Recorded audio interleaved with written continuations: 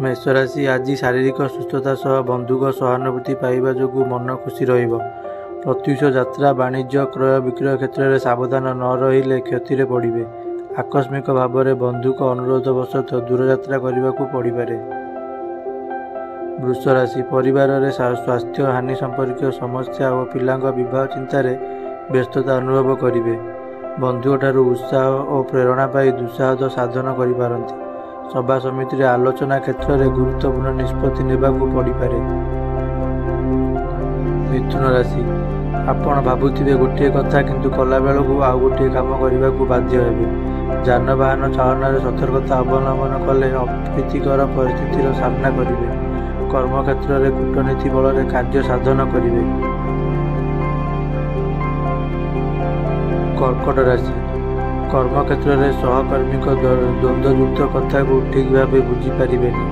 ଆକସ୍ମିକ ଭାବରେ ଆଶା କରୁଥିବା ଶୁଭ ଖବର ଶୁଣି ଖୁସି ହେବେ। ଗୁପ୍ତ ଶତ୍ରୁମାନଙ୍କର ସକ୍ରିୟତା ବୃଦ୍ଧି ପାଇବ, ଏଣୁ ସାବଧାନତା ଆବଶ୍ୟକ।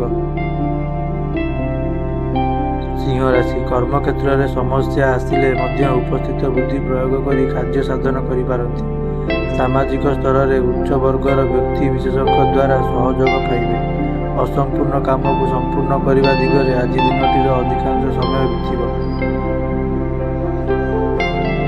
କନ୍ୟା ରାଶି ପାରିବାରିକ ଜୀବନରେ ସ୍ନେହ ଶ୍ରଦ୍ଧା ଓ ଆଦରର ଅଭାବ ଅନୁଭବ କରିବେ। କେତେକ କ୍ଷେତ୍ରରେ ଯେସାକୁ ତେସା ନୀତିରେ କାମ କରିପାରନ୍ତି। ଘର ଲୋକଙ୍କୁ ଉପେକ୍ଷା କରି ଭୁଲ ମାର୍ଗ ଅନୁସରଣ କରି ଅନୁତାପ କରିବାକୁ ପଡ଼ିପାରେ। ତୁଳା ରାଶି ଆଜି କେତେକ କ୍ଷେତ୍ରରେ ବନ୍ଧୁଙ୍କ ସମ୍ମୁଖରେ ମନର ଭାବ ପ୍ରକାଶ କରିବାରେ ପଛେଇଯିବେ। ପାରିବାରିକ ଅଶାନ୍ତି ହେତୁକ କୌଣସି କାମ ଉତ୍ସାହପ୍ରଦ ହେବ ନାହିଁ। ମାଲି ମକଦ୍ଦମାରେ ଆପୋଷ ଆଲୋଚନା ଦ୍ୱାରା ସମସ୍ୟାର ସରଳ ସମାଧାନ ହୋଇଯିବ। ବିଛା ରାଶି ଅତୀତ ଘଟଣା କିମ୍ବା ବିଭିନ୍ନ ସମସ୍ୟା ଚିନ୍ତା କରି ମନ ଭାରାକ୍ରାନ୍ତ ରହିବ। କଳା ସଙ୍ଗୀତ ପ୍ରତିଯୋଗିତା କ୍ଷେତ୍ରରେ ସଫଳତା ମିଳିପାରେ। ପରିବାରରେ ଅର୍ଥ ସମ୍ପର୍କକୁ କେନ୍ଦ୍ର କରି ତର୍କର ସମ୍ମୁଖୀନ ହେବେ। ଧନୁରାଶି ଆଜି ପାରିବାରିକ ପ୍ରଶାସନ ଯାନବାହନ ନିର୍ମାଣ ଓ ଯାତ୍ରାରୁ ସୁଫଳ ପାଇବେ।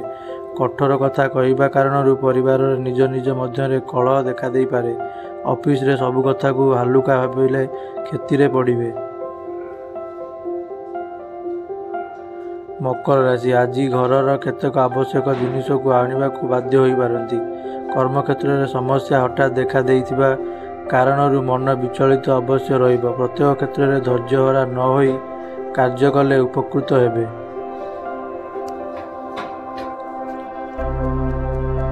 କୁମ୍ଭ ରାଶି ଆଜି ପ୍ରତ୍ୟେକ କାମ ସହଜ ଓ ସୁବିଧାରେ ସମ୍ପନ୍ନ ହୋଇଯିବ। ବ୍ୟବସାୟ ଓ ପରିବହନ ପାଇଁ ବିଶେଷ ଅସୁବିଧା ହେବ ନାହିଁ। ବକେୟା ଅର୍ଥ ଆଦାୟ କରିବାରେ ସକ୍ଷମ ହେବେ, କିନ୍ତୁ ପୈତୃକ ସମ୍ପତ୍ତିକୁ କେନ୍ଦ୍ର କରି କଳହ ସୃଷ୍ଟି ହେବ।